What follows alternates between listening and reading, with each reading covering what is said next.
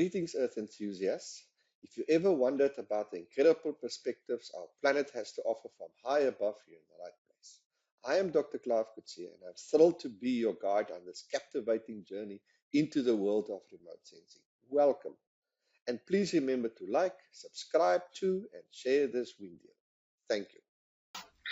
In the previous video tutorial 89, we generated a temporal difference image of our two land Sentinel image, daytime images. And the idea that we were playing around is to identify locations where the object materially changed over this period, i.e. there was a structural break. Remember, we defined structural break in the sense that, let's say, there was water before and now there's a road after. That's a structural change in the object of that location. Okay, so something significantly has changed. It's not due to seasonal factors, meaning a little bit more rain or less rain, or it's colder or warmer or things like that. That is a serious structural break. Okay. So we're going to continue with that in mind, but because what we want to do is to identify those locations. We don't want to sit bit by bit and use the inspector, because it's going to be a very time consuming looking at each and every area and see which locations have, let's inverted commas, experienced a seasonal change, or which ones experience a structural change. Because remember, we're looking very far into our region of interest, so we may be missing places, etc., etc. I went through the whole spiel in that specific video tutorial. So what I want to do in this particular video is to create what we call thresholds. Okay, thresholds. So what we want to say is identify areas that meet certain thresholds and only display those areas. So for example, what I want to do is to make a binary map to say, listen, if you have experienced a structural break, meaning there's something that the object has materially changed over this period, then give it a value of 1. And if it hasn't materially changed, there's no structural change, give it a value of 0. So that's a binary allocation. So we need to obviously find our thresholds, and that's obviously a little bit more complex, and I'm not going to go into the detail of that in this particular video tutorial. I'm just going to assume certain thresholds. Okay, so remember in the previous video tutorial we said, okay, we looked at a particular area, there was an open veld, there was vegetation, and then it became a urban structure. And so when we looked at the spectral reflectance of the open field and we compare it to the spectral reflectance of the building, you can see it has fundamentally changed.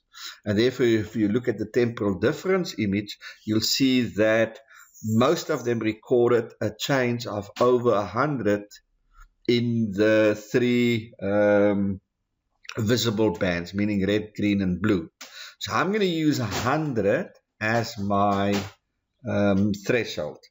Okay, and in most cases it is an increase in the reflectance of about 100 in those 3 bands. And I'm just, again, 100 is not scientific, I'm just using a rule of thumb.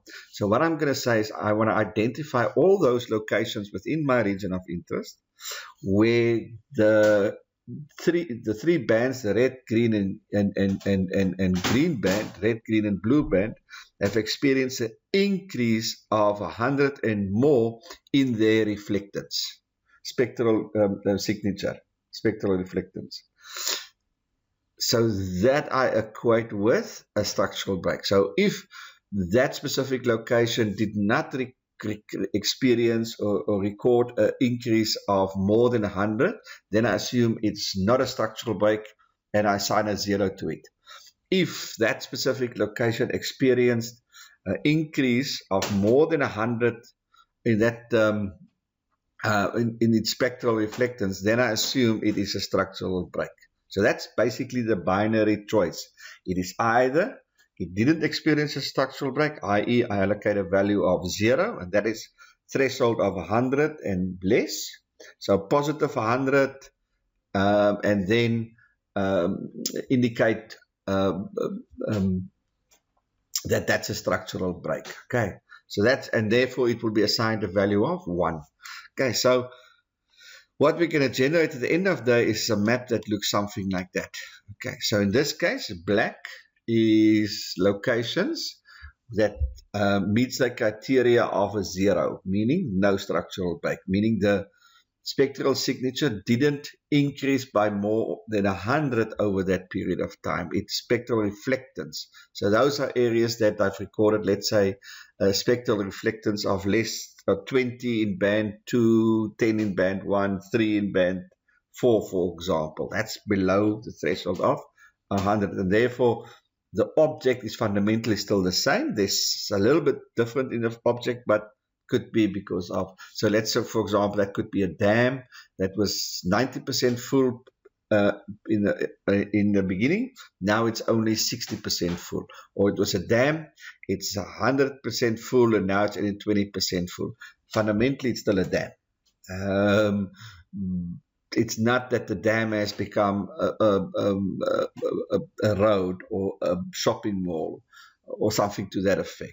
Okay, so that's, and therefore the red is the areas that there's something that seriously has changed there. There's a significant change, i.e. in my definition, there's a structural change.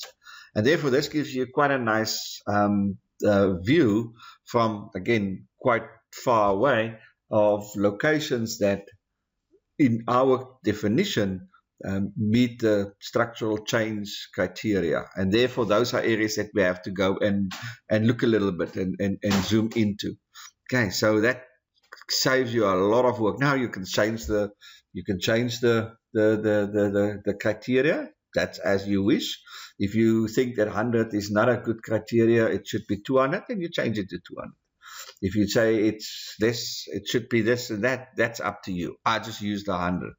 Okay, so remember what we're going to do. Okay, so the initial code is just creating the Sentinel images, and then we create our temporal difference image. That's that image. Okay, now if we go through it, just a couple of things quickly. LT is less than. Okay, so if you want to calculate or put a threshold of a value less than, you use LT. If you want to use less or equal to, then you use LTE. If you want to use equal to, so that will be EQ, like equation. So that will say, give me those locations where it's exactly 100, where the temporal difference is, let's say, 100. Give me all those locations. Now, chances there's going to be any is very few, but nonetheless, NEQ is not equal to, okay, and then GTE is greater or equal to. So that's just your script for these type of calculations. Okay, so LT is less than, LTE less than or equal to, EQ is equal to, NEQ is not equal to, and GTE is greater or equal to. Okay, so please remember that. So first of all, this is a multi-band. Remember, Sentinel is a multi-band. So we first need to just create the variables of each of the three of the bands that we are interested in. Remember, we can only display 3 bands. Okay, so in my case, I'm not going to look at the near infrared and the shortwave infrared bands. Okay, I'm just going to look at the 3 true color bands. Now, that's up to you again. It would be wise to do this for all the bands so that you can run different permutations to identify whether they are all still suggesting the same locations or whether they are suggesting different locations. So that's quite important for credibility and stability. Okay, but anyway, I'm looking at that. So I'm going to say, okay, remember, if you have only one band like NDV, then you don't have to do this. Okay, then you're not wise. Yeah, let's do it, but I'm doing it because there's 3 bands. So I'm going to work with band 2. So I'm saying use my subtract. In this case, subtract here is my temporal different image. Remember, I called my temporal different image subtract. Okay, there it is.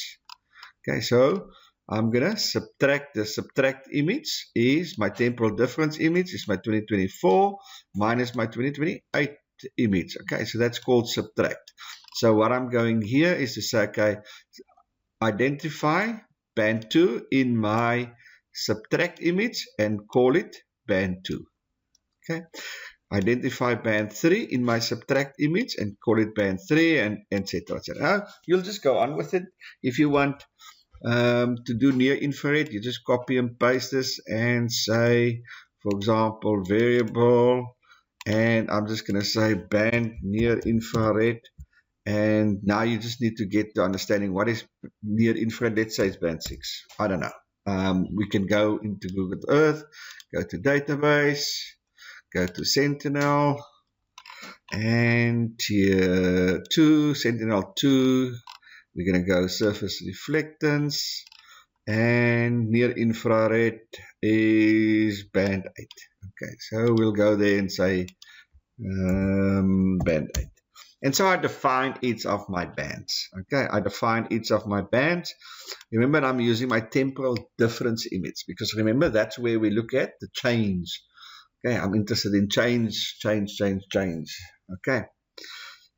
So I create the 3 bands. Okay, band 2, 3, and 4. Remember, those are my 2 colors. Band 2, blue, green, and red. Band 2 is blue, etc. Okay, that's for 2 colors. So now I'm going to go into my thresholding. So you'll see here I've actually included 2 criteria for each band. So I'm saying less than or equal to minus 100 or greater or equal to 100. So I'm using both sides. Now, in that previous video tutorial, we did indicate that there are certain instances where it's going to the negative side, meaning the reflector spectral signature, the spectral reflectance actually decreases. But that's very seldom. So I've included, for interest's sake, just to show you that you can do multi-criteria, but you don't have to do it. And I've used or. Okay, if I do and, but play around, because that would be another way of doing it. Then it means it must meet both criteria. Here I'm saying it must meet either of the 2 criteria. So remember, changing from vegetation or bare soil or open field or something like that to water or to urban, in most cases, it suggests that spectral reflectance in band 2, 3, and 4 and 2 colors have actually increased. Okay, so that's why I'm in most cases say it must be bigger than, let's say in this case 100, bigger or equal to 100. But just for the odd chance probability that there's actually that went the other way, I've also included minus 100. So in this case, I'm saying in band 2, identify all those locations in band 2 that either in my temporal difference image, okay, that subtract image, identify all those locations that either recorded a decrease of minus 100 and smaller, or plus 100 and bigger in its spectral reflectance. Okay, and so only isolate those ones. And then I do the same for band 3 and band 4. See, there's band 3 and band 4. I'm not doing and again, you can play around with it, because that means if there's nothing that's a minus but a lot that's a positive, then it won't meet the criteria, and therefore it will be excluded. Okay, and we know that 90% of the time it would be bigger than it will be a increase, not a decrease. So therefore, if I make this and, it will basically means it excludes most of it, if not all of it. Okay, so I hope that makes sense. I hope I make it quite clear. What I'm doing here is I'm putting my thresholding in. I'm saying I'm interested in those locations that experienced minus 100 or smaller, or plus 100 and bigger change in its spectral reflectance, in its spectral signature in band 2, 3, and 4. I want those locations. Okay, not and in terms of the individual criteria, or. So it's actually 6 that you have to go for. Then bring all of them together in one. Okay, sorry, that must go there. Put them all together in one image. Okay, so I'm going to then add band 2 and band 3 and band 4, and I'm going to rename it RGB Urban. I'm going to call it RGB True Colors, red, green, and blue, Urban. Now you can, again, you can call it whatever you want to call it. That's up to you. I'll just call it that. So I'm taking these 3 criteria, these 3 thresholds, and I'm putting it in one image. Okay, because remember here, I've individualized it. I have taken it out of the image. So I'm set, there's my image. Remember that image has 10, 12 bands. I'm only interested in that 3 bands. So I take them out of the image. I then make them as individuals and put the criteria for each one of them. Now that I'm happy that I satisfied the criteria, I add those bands back together in a singular image, because presenting just one band by itself is you'll see, in the other video tutorials, you have to add it together to make a coherent image, to make an image that sort of makes sense. So I put them together like that, add the 3 bands back together, and I create my visualization parameter. Okay, remember it's going to be 0 or 1. Right? So we know the one value will be 0, the other one value will be 1, and I've just made it black for 0 and red for 1. And again, you can change it, and I add the layer. I add the layer to my map, and this is what I set with. So let's quickly delve into some of these locations. Okay, now we can go and count how many locations. You can do all of these sort of things, but let's just quickly have a look and see. It's going to take a bit of time. It transpired that the slow speed in our internet is because there's undersea cables that got damaged, I think, Thursday. So that's why our internet's so slow. So my frustrations the other day was not properly directed. Anyway, so let's have a look and see here. You'll see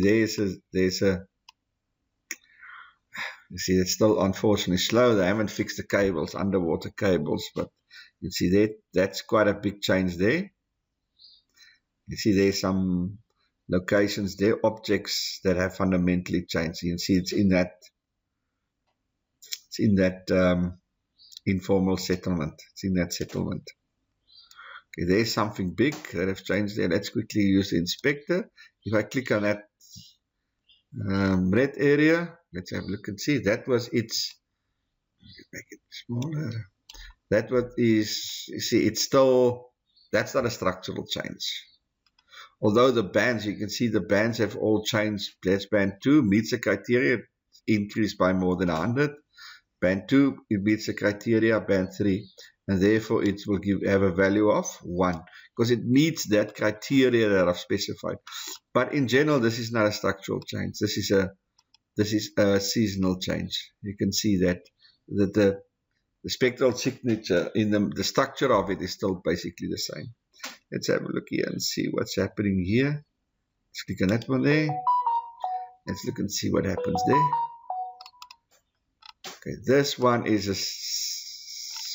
looks like it is a structural change. Yeah, you can see this one has a structural change. Its spectral signature has fundamentally changed. It meets the criteria, more than 100, more than 100, more than 100. Maybe I must increase my values from 100 to more than 100. Let's have a look and see if I take that, and you can see there's it highlights all these. Let's have a look at that black area there. And the black area there, I think, is the minuses. Yeah, you can see it's minus. You see, if I didn't include this part here, minus 100, this would be excluded. So there's minus, there's minus, minus, minus. This looks like a significant structural change as well. This looked like a significant structural change as well. You can see the minus and the minus, and that's why it's got a 1. So you can play around with this. You can up the values, you can decrease, you can increase it, you can add additional criteria, and you can make it add here. But it's no point making it add, because as I said, it will just, one location meeting both is impossible. One location having both minus 100 or positive 100 is, I mean, it just doesn't make sense. It's not going to work. So and is not going to work. Okay, so so that's, as I said, ultimately what it looks like. It will identify all these locations where in my criteria represents a structural change. You can see there's something there. It is very slow. I do apologize. It's these cables, apparently. You can see there's something significant. Remember in the previous video, we said that it's very bright whitish and very dark blackish. That is the call it outliers. And that outliers typically we need to look at, because that's typically where the object has fundamentally changed. These other areas you'll see here, these grays, bland colors, you'll see they all black. So before, if you're not sure what I mean with the structural change and the bright colors, bright white colors, or the bright black colors, or these gray dull colors, go and have a look at the previous video tutorial. I go into much more detail regarding the color schemes, what they present, etc. So remember, this is the temporal difference image. I subtracted the 2024 image, the current land cover, and with the 2018 land cover, how it used to look. And I'm looking at that, and we said that there will be change. All those locations will have changed, but that could be simply because it's, let's call it cosmetic. It rained a little bit, or there was a little bit dew or something, or it was a bit cooler, and therefore the spectral reflectance will be different. But that doesn't mean that the object has changed. Okay, so this is what we want to do, is locations where there has been significant structural change in the underlying land cover or land use. And that's ultimately what we get. And as I said, I defined it using 100. Okay, but that's up to you. You can decide how you want to define it. That's totally your prerogative. Okay, I just define it as 100. Okay, so with that, I think, because this, unfortunately, we're not going to win this battle with the internet. It's very, very slow. So unfortunately, let's call it quits for now. And hopefully this will be sorted out tomorrow, and then we can go back to our normal speed. Anyway, thanks for joining me this morning, this lovely morning. I really appreciate it. Thanks for your company. Thanks for all your comments and feedback. I really appreciate it. It gives me extra fuel to continue with the journey. Saying that, please, boys and girls, please remember to like and subscribe, share the video. It will mean a world to me. I really would appreciate your support. Thanks for those that have. Your seat is booked. Let's continue. Let's go. And I'll see you on the other side.